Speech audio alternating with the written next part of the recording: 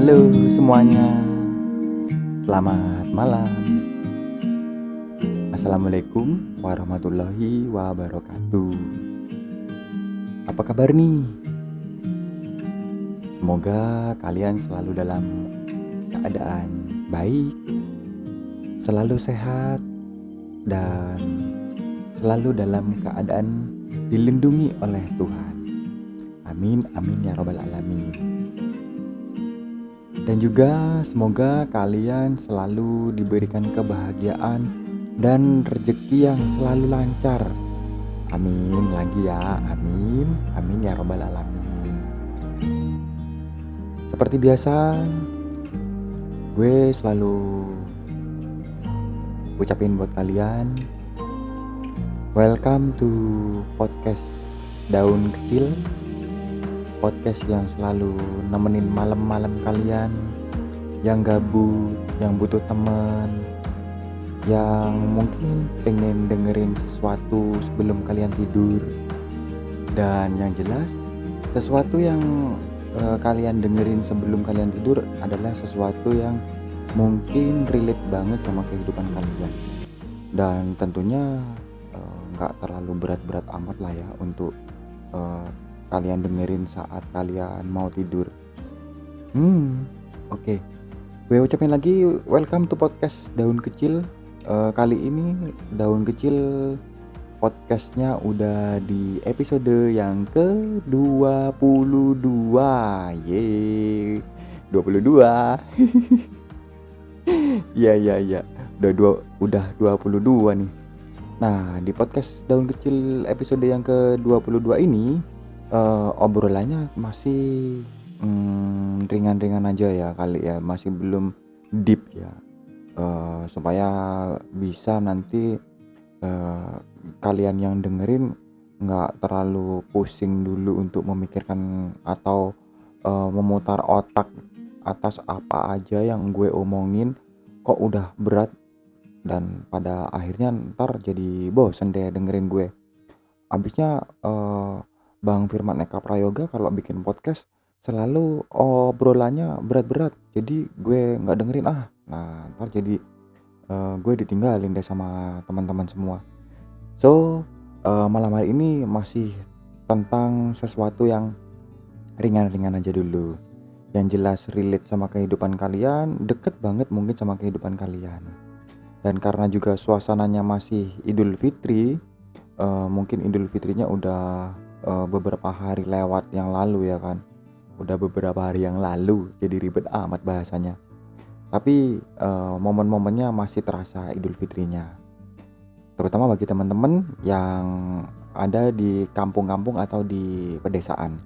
Tentunya masih sangat vibes Idul Fitrinya itu masih sangat terasa ya dibandingkan teman-teman yang ada di perkotaan. Tapi by the way, sebelum gue masuk ke apa yang bakal gue omongin, seperti biasa lagi gue juga ngucapin terima kasih banyak. Ya, terima kasih banyak buat teman-teman semua yang setia banget sama podcast Daun Kecil. Selalu dengerin podcast Daun Kecil, selalu dukung channel komunitas Pelangi Budaya Jember, dan mungkin selalu berkomentar di kolom komentar. Makasih banyak teman-teman, karena dukungan dari teman-teman itu adalah suatu hal yang selalu menyemangati gue dan teman-teman di komunitas Pelangi Budaya Jember untuk selalu berkarya. Oke, terima kasih banyak ya teman-teman. Wah, teman-teman luar biasa sekali. Oke, kita di momen-momen ini, terutama di momen saat gue rekamin podcast Daun Kecil episode yang ke-22 ini, masih ada di suasana Idul Fitri teman-teman. Gue pengen ngobrolin tentang vibes Idul Fitri yang biasanya mungkin gue sendiri rasain, dan juga mungkin teman-teman rasain juga ya, mulai dari menjelang Idul Fitri, bagi teman-teman yang mungkin ada di tanah rantau dan pengen pulang kampung ya kan, atau mungkin buat teman-teman yang udah di kampung, itu pasti vibes-nya berbeda. Terus juga, selain sebelum Idul Fitri atau menjelang Idul Fitri, eee, bagaimana vibes-nya saat Idul Fitri juga, pas hari H, ya kan. Mungkin setelah sholat Idul Fitri itu ngapain, ya kan, ada kesan apa, ya kan. Dan juga, vibes setelah Idul Fitri, mungkin saat teman-teman berlibur bareng keluarga, hingga nantinya teman-teman udah mulai back to activity, back to routine activity lebih tepatnya ya teman-teman. Dimana teman-teman udah kembali lagi untuk bekerja kembali, teman-teman udah kembali untuk melakoni usahanya kembali, atau sekolah kembali, atau mungkin juga kembali berkuliah, bertemu lagi dengan teman-teman yang setiap hari ketemu dengan teman-teman sendiri. Oke, langsung aja deh kita mulaikan yuk. Kita mulaikan dari itu teman-teman, dari saat menjelang Idul Fitri. Nah, saat menjelang Idul Fitri, untuk teman-teman yang ada di tanah rantau. Nah, tentunya teman-teman yang ada di tanah rantau, momen Idul Fitri adalah momen yang ditunggu-tunggu oleh teman-teman semua untuk mudik ya kan, untuk pulang kampung. Karena momen mudik atau pulang kampung saat lebaran adalah momen yang mungkin berkesan bagi teman-teman, karena disitulah teman-teman bisa melepaskan rasa rindu karena sudah lama mungkin nggak ketemu sama orang tua ya kan, lama nggak ketemu sama saudara-saudara, atau mungkin buat teman-teman yang udah nikah, lama nggak ketemu sama istrinya ya kan, atau kalau teman-teman yang masih pacaran ya kan, teman-teman lama nggak ketemu sama pacarnya ya kan, gimana itu jadinya. Bayangin aja, bisa bayangin nggak gimana rindunya, dan bagaimana momen Idul Fitri jadi momen yang sangat ditunggu-tunggu untuk melepaskan rindu ya kan. Nah gimana tuh vibesnya teman-teman yang ada di tanah rantau? Pastinya teman-teman yang ada di tanah rantau sudah mempersiapkan betul kepulangan teman-teman saat mudik lebaran ya kan. Gue langsung aja deh sharing pengalaman gue saat gue pernah merantau ya kan. Pernah merantau di sebuah kota yang nggak membuat gue sedikit-sedikit gue bisa pulang. Karena menurut gue definisi merantau adalah saat gue ada di tempat yang sedikit-sedikit nggak bisa ngebuat gue gampang pulang. Jadi nih misalnya gue asalnya dari Jakarta nih, nah gue bisa bilang kalau gue ini merantau ibaratnya kalau gue ada di tempat di Pulau Kalimantan lah misalnya. Dimana kalau gue ingin pulang, gue harus cari waktu terlebih dahulu, cari waktu yang mungkin liburnya panjang, terus mungkin dari segi pendanaan juga ya kan. Nah itu membuat gue nggak bisa pulang kecuali Idul Fitri. Nah itulah definisi merantau kalau menurut gue. Jadi kalau misalnya gue ada di Jakarta dan mungkin gue kerjanya di Bandung mungkin ya, dimana mungkin seminggu sekali atau sebulan sekali gue masih bisa pulang. Kalau kata gue sih itu bekerja di luar kota tapi bukan merantau. Ya balik lagi sih, definisi menurut teman-teman juga mungkin berbeda-beda ya kan. Nah di saat itu mungkin beberapa tahun lalu ya teman-teman, kebetulan setelah gue lulus kuliah, gue harus cari pekerjaan di berbagai kota, dan alhamdulillah rezekinya ada di kota Denpasar, Pulau Bali. Nah gue yang asal dari Kabupaten Jember, tentunya gue karena rezekinya di sana, maka memutuskanlah gue merantau ke Denpasar teman-teman. Dimana gue harus nyebrang laut juga ya kan, nyebrang Selat Bali ya kan. Dan di sana gue nggak bisa pulang seenaknya aja gitu loh teman-teman. mungkin karena waktu dan juga dana ya mungkin ya, dan mengharuskan gue hanya pulang mungkin saat hari raya Nyepi atau Idul Fitri. Dan Idul Adha pun gue nggak bisa pulang karena Idul Adha pun gue masuk kerja. Nah, vibes saat gue menjelang Idul Fitri waktu itu di sana, ya kan, gue tentunya sama dengan teman-teman yang lagi dengerin podcast ini. Jadi 1 bulan sebelum Idul Fitri, lebih tepatnya awal bulan Ramadan, mungkin kita udah merasakan bahwa sebentar lagi kita akan pulang, sebentar lagi kita akan melepaskan rindu, sebentar lagi kita akan bertemu dengan orang tua, bertemu dengan teman-teman di kampung, bertemu dengan pacar, ya kan, bertemu dengan saudara-saudara. Tentunya semuanya pokoknya bertemu untuk melepaskan rindu. Jadi awal-awal bulan Ramadan itu gue udah mempersiapkan kepulangan gue. Dimulai dari gue membeli tiket untuk pulang ke kampung dan juga untuk balik lagi ke rantau, ya kan. Terus setelah itu juga mempersiapkan mungkin gue nanti bawa oleh-oleh apa. Jadi gue belanjanya di mana, oleh-olehnya untuk siapa aja. Itu gue udah mempersiapkan selama bulan Ramadan.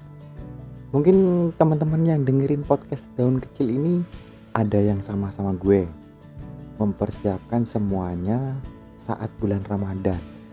Jadi riuh tuh saat bulan Ramadan, mempersiapkan inilah, mempersiapkan itulah, demi nanti dibawa saat pulang kampung atau saat mudik. Tapi terlepas dari itu semua teman-teman, vibes yang sebenarnya kita rasain di tanah rantau saat menjelang Idul Fitri itu adalah seolah-olah raga kita itu masih ada di tanah rantau, tapi sukma kita atau pikiran kita itu udah di kampung, udah nggak di tanah rantau. Jadi pikiran kita udah nanti di kampung bagaimana, ketemu dengan siapa, terus nanti jalan-jalan kemana, mungkin dengan orang tua bagaimana. Jadi kalau gue waktu itu seolah-olah semuanya itu udah nggak di tanah rantau, udah nggak di tempat gue kerja. Seperti yang gue bilang tadi, raga gue emang masih ada di tempat kerja, tapi pikiran gue udah di kampung. Bahkan beberapa hari menjelang Idul Fitri, seolah-olah gue udah nggak sabar gitu loh, udah nggak sabar, pengen cepet-cepet hari terakhir kerja di bulan Ramadan supaya gue bisa cepet-cepet pulang, merasakan bagaimana perjalanan menuju kampung halaman, ya kan. Dan paling parah yang gue rasain waktu itu adalah 2 hari menjelang kepulangan gue atau tiket pulang gue, itu gue udah sampai ke bawah mimpi tuh, udah nggak bisa tidur. Ya bisa tidur sih, tapi bangun tiba-tiba gue ngerasain kalau tadi gue perasaan udah di kampung, ternyata gue mimpi dan gue masih ada di tanah rantau. Apakah mungkin dari teman-teman juga ada yang ngerasain hal yang seperti gue? Boleh dong berbagi di kolom komentar. Iya. Makasih ya udah bagi cerita di kolom komentar. Dan berikutnya teman-teman, itu tadi yang dirasain gue, yang mungkin mewakili pengalaman-pengalaman teman-teman juga yang sama seperti gue waktu itu saat merantau. Mungkin kayak gitu juga ya vibesnya teman-teman saat menjelang Idul Fitri. Beda lagi dengan teman-teman yang udah ada di kampung, dimana nggak perlu mudik kemana-mana, ya kan, nggak perlu pulang kampung. Pasti vibesnya berbeda. Nah, vibes gimana tuh kalau misalnya teman-teman yang ada di kampung menjelang Idul Fitri? Nah, pastinya kalau teman-teman di kampung pasti akan, mempersiapkan semuanya, di rumah. Salah satu contoh nih, misalnya dimintain tolong orang tua untuk ngecat rumah ya kan, terus dimintain tolong orang tua untuk mengantar, mmm, makanan-makanan untuk tetangga-tetangga, istilahnya, syukuran lebaran ya kan. Kalau orang-orang Jawa sih menyebutnya itu ater-ater ya kan. Itu, 2 itu, atau mungkin merasakan kalau di sekitar rumah teman-teman di mana pusat perbelanjaan udah mulai rame tuh, udah mulai rame, terus jalanan di depan pusat perbelanjaan udah mulai macet ya kan. Terus di kasir dalam sebuah pusat perbelanjaan udah mulai ngantrinya panjang. Terus merasakan juga kalau emak kita ya kan, terutama emak-emak ini ya, ibu kita itu udah mulai mencuci toples-toplesnya, toples-toples untuk nanti ditempatin, kue-kue lebaran. Ya banyak kan, vibes vibes lebaran bagi teman-teman yang udah di kampung. Dan mungkin itu juga teleponan sama kakak, pakle, atau mungkin ayah yang berencana mudik. Nanti juga saat perjalanan mudik mungkin ditanyain, "Sampai mana sampai mana sampai mana?" Ya kan. Nah, itulah vibes-vibes teman-teman yang di kampung, di mana mungkin bersiap menyambut kedatangan saudara-saudara yang mudik, dan tentunya bersiap menyambut Idul Fitri tiba ya. Itu mungkin, cerita-cerita tentang bagaimana vibes teman-teman untuk menyambut Idul Fitri. Baik yang untuk teman-teman yang akan mudik karena teman-teman rantau, dan untuk teman-teman yang udah di kampung dan tidak perlu mudik. Beda kan? Tapi tentunya sama-sama berkesan momen mempersiapkan Idul Fitri. Nah, lanjut nih kita sekarang ke momen dimana kita udah saat hari H Idul Fitri. Nah, gimana tuh, eee, pengalaman teman-teman?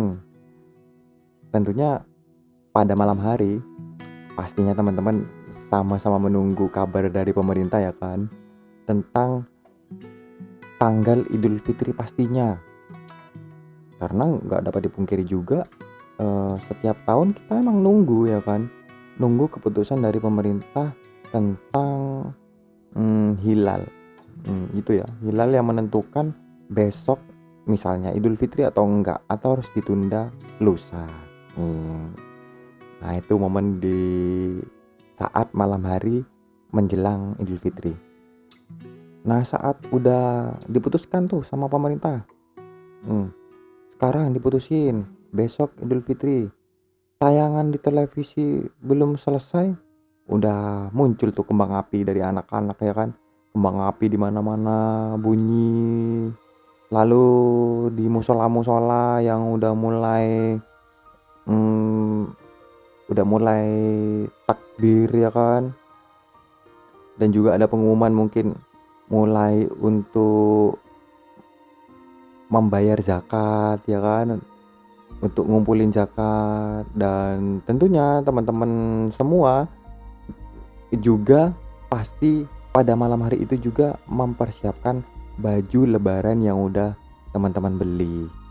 Mungkin juga menyiapkan amplop-amplop untuk angpau, untuk sanak saudara, untuk ponakan-ponakan, untuk anak-anak ya kan. Dan tentunya ibu kita juga sibuk untuk membersihkan rumah dan menata toples-toples yang berisi kue untuk dihidangkan di meja ruang tamu. Dan juga Juga ada lagi nih yang itu apa, pastinya ibu kita juga eh, di dapur pada sibuk tuh, sibuk masak di mana hidangan-hidangan itu juga akan dihidangkan nanti setelah sholat Idul Fitri. Udah nih, udah malam berlalu, kita tidur, lalu keesokan harinya kita bangun untuk sholat subuh. Nah di situ pasti kita sangat sangat itu ya, sangat bercampur aduk antara bahagia juga, sedih pun juga ya kan, mendengar suara takbir. Karena memang suara takbir itu sangat membuat kita itu memiliki perasaan yang bercampur aduk.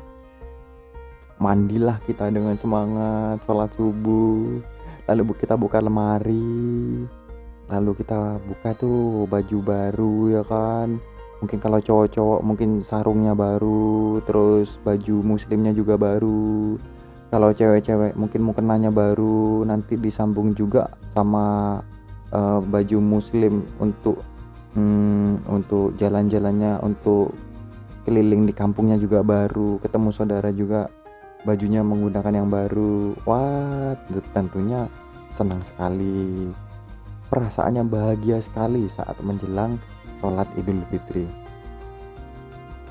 Nah setelah sholat Idul Fitri selesai, kembali deh pulang ke rumah, kita buka pintu ya kan, terus ada yang langsung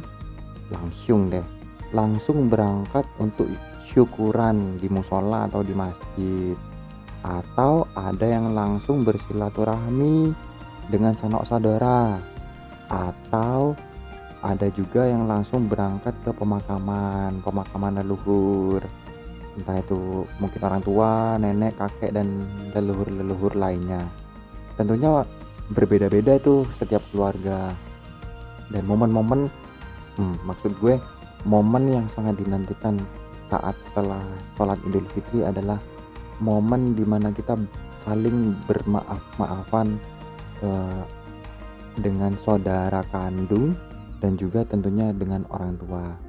Nah gimana tuh teman-teman, punya pengalaman nggak saat momen bermaaf-maafan dengan orang tua?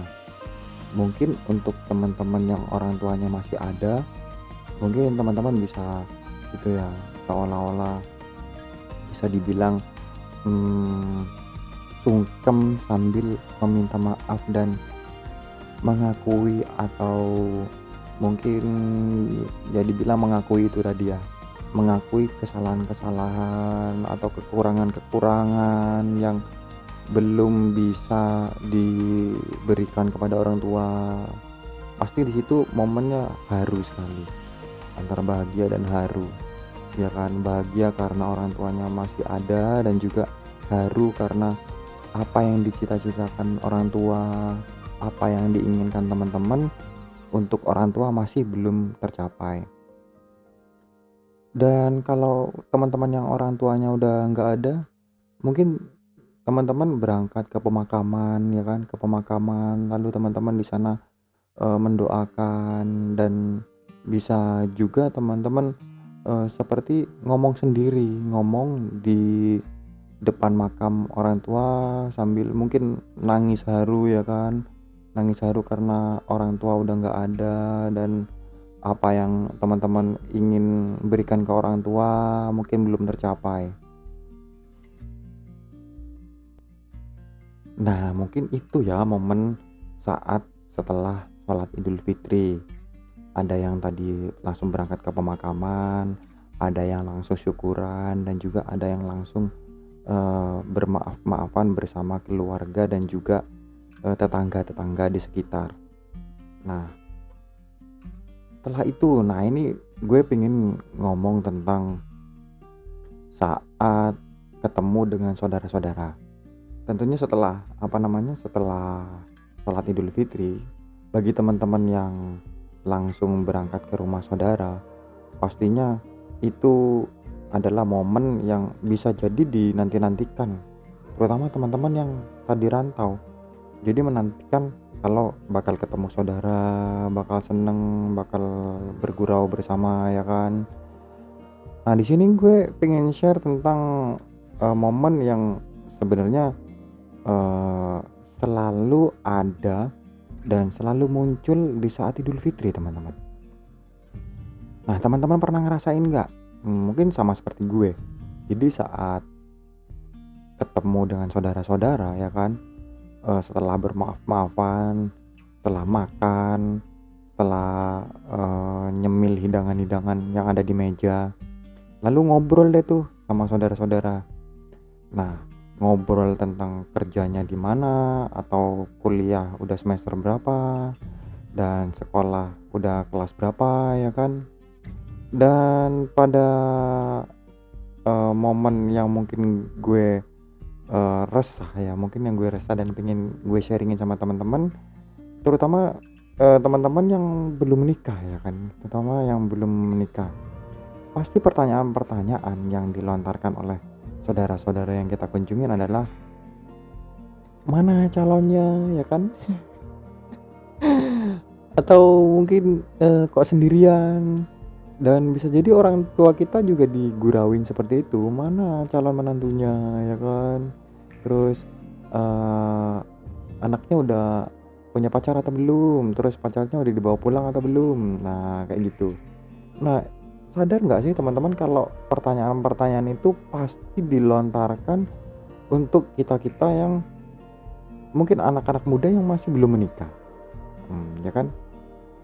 Pasti teman-teman juga ngerasain apa yang gue rasain ya kan. Terus misalnya eh, untuk teman-teman yang udah nikah nih, udah nikah tapi belum memiliki anak. Nah, itu juga pasti teman-teman ditanyain, udah nikah berapa lama? Emang belum program punya anak kah? Atau emang belum punya anak kah? Atau punya pertimbangan lain ya kan? Itu juga teman-teman ditanyain seperti itu. Ada yang ditanyain seperti itu? Nah, soalnya juga ada yang cerita sama gue seperti itu. Jadi untuk yang teman-teman jomblo ditanyain mana pacarnya, mana calonnya. Untuk teman-teman yang udah nikah, kalau belum punya anak ditanyain, kapan punya anak, ya kan? Terus kalau misalnya udah punya anak satu, kapan adiknya? Terus apalagi? Kalau udah punya anak dua tapi cowok semua, kapan punya anak cewek? Nambah lagi satu ini punya anak cewek, ya kan? Ya kan pasti ditanyain seperti itu kan. Tapi pertanyaan-pertanyaan itu kalau dibilang levelnya masih standar lah teman-teman, kalau kata gue. Ya bagi gue sih, nggak tahu bagi teman-teman mungkin juga beda. Satu hal yang mungkin gue resah, mungkin juga teman-teman resah. Momen Idul Fitri kebanyakan ya kan, kebanyakan digunakan untuk mungkin bisa dibilang memamerkan apa yang udah dicapai, apa yang udah dicapai dari seseorang tersebut. Misalnya nih gue main ke rumah Pak D, kalau Pak D mungkin sudah tua ya kan, dan memiliki anak yang udah saatnya bekerja, pasti Pak D akan bercerita tentang, anak gue udah kerja di sini, anak gue udah gini, anak gue udah gini, nah anak gue udah beli ini, anak gue udah beli ini, anak gue udah beli itu misalnya ya kan. Nah dan nanya sama kita, lu kapan, misalnya kapan memiliki ini, atau kapan mencapai ini, dan apa kesibukan lu saat selama ini dengan pencapaian lu yang sekarang. Nah, jadi agak puyeng deh. Dan pada intinya jatuhnya ke arah pamer kesuksesan, teman-teman. Teman-teman setuju nggak dengan apa yang gue sampaikan? Kalau momen Idul Fitri salah satunya selain bersilaturahmi juga dibalut dengan momen pamer kesuksesan dari saudara-saudara kita tentunya, yang membuat kita menjadi dua karakter, teman-teman. satu karakter mungkin kita terpacu untuk menjadi yang lebih daripada dia, dan satu karakter lain adalah jatuhnya ke ilfil teman-teman, kayak ilfil karena ini apaan sih orang momen Idul Fitri kok dijadikan ajang pamer kesuksesan gitu. Nah, saat kita ada di obrolan yang itu pamer kesuksesan tadi itu, tentunya kita juga bagi teman-teman yang ada di karakter yang kedua yang seolah-olah ilfil tadi itu, apa sih ini orang? Jadinya kita seolah-olah tidak betah di situ teman-teman.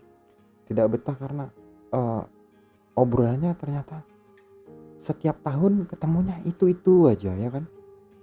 Obrolannya tentang mana calonnya, tentang sudah punya anak berapa, dan juga tentang pencapaian-pencapaian yang udah kita lakuin selama hidup kita. So sebenarnya kalau menurut gue obrolan-obrolan yang seperti itu ya kan, itu adalah obrolan yang biasa aja ketika tidak terlalu berlebihan teman-teman, atau mungkin bisa dibilang hanya untuk mengisi topik untuk saat kita ketemu sama saudara ya kan. Kalau jatuhnya jadi panjang dan jatuhnya ke saling pamer satu sama lain ya kan, pada akhirnya momen Idul Fitri malah kesakralan silaturahmi itu justru jadi kurang karena dibalut dengan momen pamer kesuksesan itu tadi. Ya mungkin teman-teman ada yang sependapat dengan gue, silakan, dan ada yang nggak sependapat dengan gue juga nggak apa-apa, di sharing aja di kolom komentar, karena setiap dari kita memiliki cerita masing-masing, dan apa yang gue ceritain mungkin juga mewakili apa yang teman-teman rasain juga. So sebenarnya yang pengen gue sampein dari apa yang gue ceritain dari awal intro, momen saat menjelang Idul Fitri, juga saat hari H Idul Fitri, dan saat setelah Idul Fitri, pada intinya buat teman-teman dan buat gue juga yang melewati masa Idul Fitri, ayo dong teman-teman, jadikan momen Idul Fitri adalah momen dimana kita saling melepas kerinduan. Dimana kalau kita mungkin udah lama nggak ketemu, ya udah kita mungkin gurau-gurau ya kan. Kalau misalnya ketemu sama teman-teman SMA dulu, sekarang kita udah pada kerja nih, mungkin topik yang cocok adalah topik-topik tentang waktu kita masih SMA dulu. Misalnya kita pernah ngerjain temen, atau siapa guru-guru yang killer, atau mungkin tentang kita yang pernah bolos atau kenakalan-kenakalan saat kita remaja dulu. Jangan deh saat kita ketemu sama teman-teman SMA jadinya jatuhnya ke pamer kesuksesan, lalu nanti malah ngajak teman untuk gabung sesuatu yang mungkin bisa dibilang masih simpang siur, atau nawarin teman sesuatu yang masih belum jelas, dan pada intinya juga pamer kesuksesan gitu loh teman-teman. Dan saat kumpul sama saudara-saudara ya kan, jangan jadikan momen Idul Fitri sebagai momen yang ya pamer kesuksesan itu tadi. Ya intinya itu sih yang pengen gue sampaikan ke teman-teman, supaya nanti Idul Fitri kita di tahun-tahun berikutnya jadi momen yang sangat kita tunggu-tunggu, dan bukan jadi momen yang justru saat kita ingin berangkat ketemu teman atau ketemu saudara jadinya malah punya pikiran yang aduh ini pasti ngobrolin itu lagi, pasti ngobrolin tentang itu lagi. Jangan jadi seperti itulah teman-teman. Ya mungkin apa yang gue sampein mewakili apa yang teman-teman rasain, dan mungkin apa yang gue sampein juga nggak sependapat dengan teman-teman, atau teman-teman nggak sependapat dengan gue. Tentunya pro kontra itu biasa ya teman-teman. Tapi semoga apa yang gue sampein di podcast Daun Kecil episode yang ke-22 ini bisa membuat teman-teman jadi merasa juga ibaratnya begitulah. Oh iya bang, gue juga seperti itu. Oh iya kak, gue seperti itu. Ah enggak, gue enggak seperti itu kok. Nah, semoga bermanfaat, dan pada akhirnya terima kasih kembali gue ucapin sama teman-teman karena udah dengerin apa yang gue curhatin, apa yang gue sharing di podcast Daun Kecil ini. Dan semoga teman-teman selalu diberikan kebahagiaan.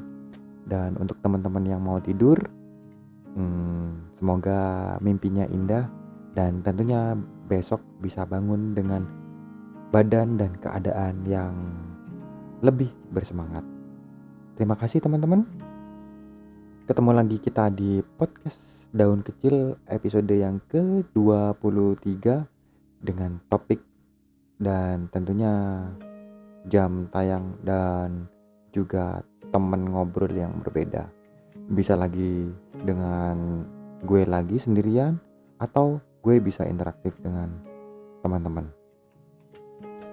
Jangan lupa teman-teman untuk mendukung selalu channel ini, karena dukungan dari teman-teman adalah salah satu yang membuat gue dan teman-teman di komunitas Pelangi Budaya Jember semangat untuk terus berkarya.